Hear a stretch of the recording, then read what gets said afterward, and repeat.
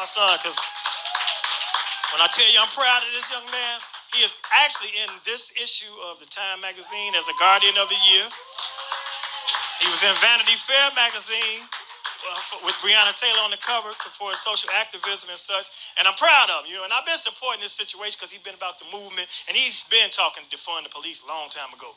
And it didn't even work for me. I'm like, defund, we gotta have police. What do you mean no police? But he broke it down, so now I understand what it meant, switch the resources to make a better world. Defund the police, we need police. You can't have no damn police. Even though police don't solve crimes, they write them down. They don't solve no damn crime.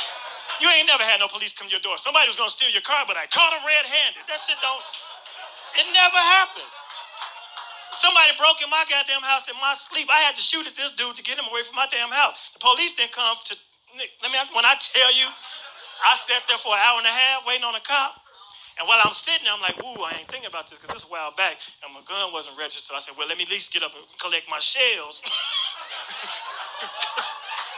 Because they gonna come in and arrest me for shooting at this fool. They don't solve shit, So then the whole world figured out that defund the police is a situation. Now, mind you, I've been in the house since March. Memorial weekend, my son was in a peaceful protest out there, not even part of it, just showed up to it and got assaulted by the police, all right, in Chicago Police Department.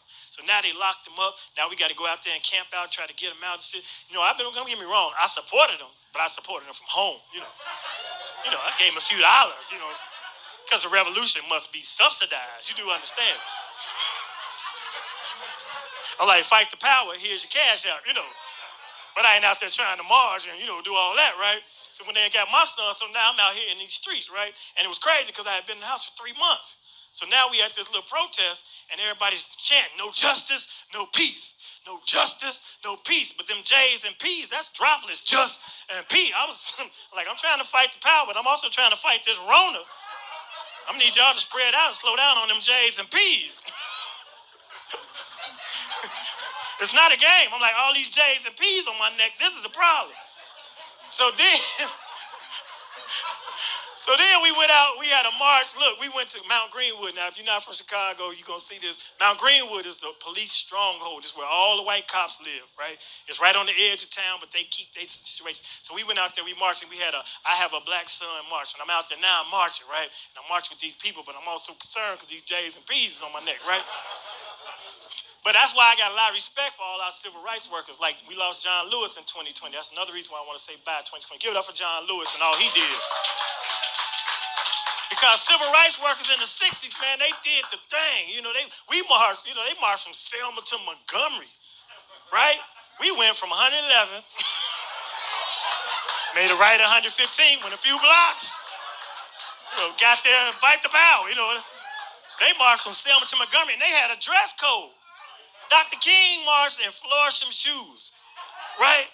Ladies, all the ladies out there in dresses and kitten heels, huh? You ain't gonna march no damn kitten heel. You wouldn't march from Madison to goddamn Country Club Hills in a kitten heel.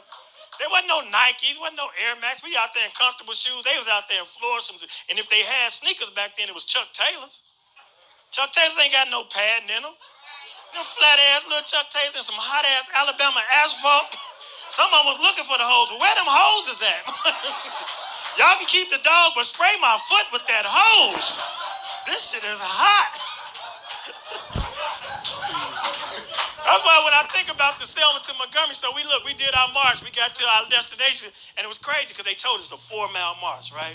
So we got to the 4th mile, and we did our thing, and we made our little shit, and then when it was over, they just dispersed. I'm like, hold on, how we get back? You gotta ask more questions. Like, this is an 8-mile march. We just walked off. This is some bullshit. We gotta. It's a damn 8-mile march. So you gotta imagine when they got from Selma to Montgomery, they had to say, okay, Dr. King, what we about to, ain't no buses or nothing? They was like, well, no, I put Ralph Abernathy in charge of the buses. I put him in charge of the buses, so obviously they not here. Goddamn well I couldn't trust Ralph. So I want to see the documentary, because there's all type of documentaries on Selma to Montgomery and the march to Montgomery. I want to see the footage on the way back, right? On the way back when they found out ain't no way back, and they like, this some bullshit. Man, fuck Ralph. I want to see the Montgomery to Selma footage. That's what I want to see.